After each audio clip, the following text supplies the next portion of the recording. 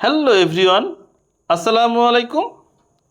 আজকে আমি চলে এসেছি রংপুর জেলার তারাগঞ্জ উপজেলার পল্লী উন্নয়ন একাডেমি ভবনটি পাখির চোখে আপনাদের মাঝে তুলে ধরার চেষ্টা করব।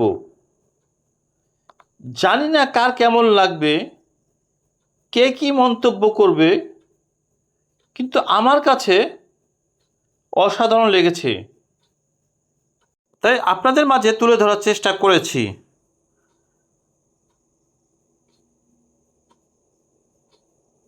আপনারা দেখতে পাচ্ছেন গাইস, এই ভবনটির পাশ দিয়ে বিশ্ব রোড বয়ে গেছে এবং গাড়ি চলাচল করছে। চারিদিকে সবুজ আর সবুজ, দেখলেই মন ভরে যায়। যদি আপনাদের কাছে ভালো লেগে থাকে তাহলে সবাই একটি করে লাইক, একটি করে শেয়ার, একটি করে কমেন্ট করে জানাবেন আপনাদের কেমন লেগেছে এবং সকলকে দেখার সুযোগ করে দেবেন। সবাই ভালো থাকবেন, সুস্থ থাকবেন।